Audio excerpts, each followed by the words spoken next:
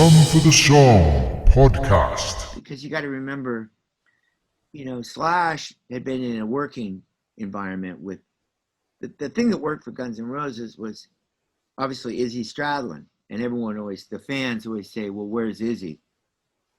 Because Izzy's songwriting capabilities were like, he could come up with a basic core of a song. He could come in with like chord changes, like, I used to love her, then I had to kill her, or Patience. And then Slash and Duff would put like a riff on top of it. And then now there's a riff. So like, right. Maybe it was just take me down to Paradise City where the grass is green and the girls are pretty. But,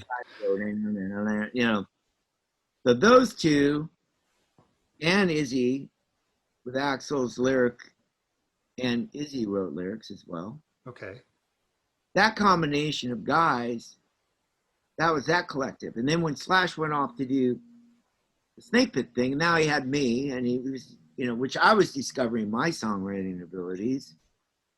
Because, like, I didn't really write songs with Nicole. I didn't write songs for Guns N' Roses. I was there. As a drummer, I did my part to elevate the music. And Slash gave me my first publishing. I had publishing on that record. I was like, wow, this is cool. Yeah. Then I learned about publishing. I'm like, wow, this is like something I want to do more of. And so for Slash, it was like basically here he was on his own in a way with just me. And he was discovering that he could come up with songs on his own. And when we got back into Velvet Revolver, then when we started Velvet Revolver, I was like, I write songs. I'd done a solo album. So I jumped right in.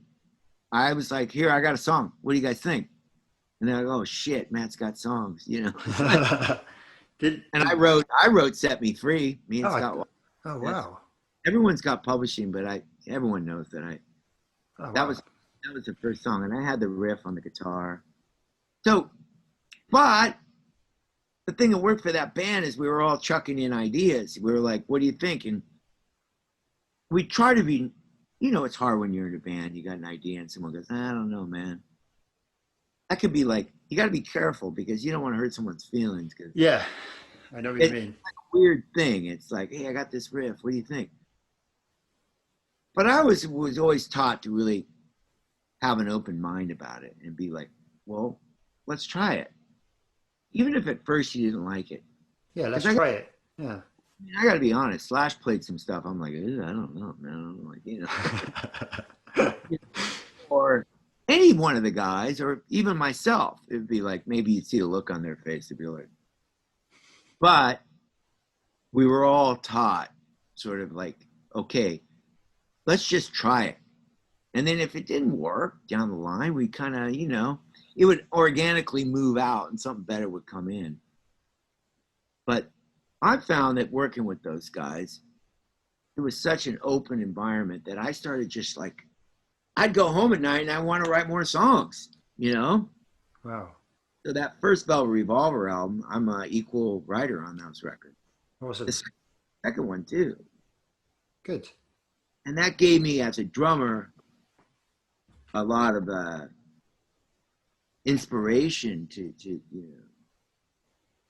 go forward and do more things, And the new Billy Gibbons record, I'm a co-writer on all that material.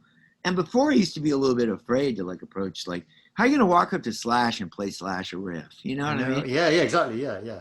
Got to have a lot of gonads. Like, Yeah. wow, I got a riff. He'll be like, I got riffs too, Like, funny, right? Drum for the Song podcast.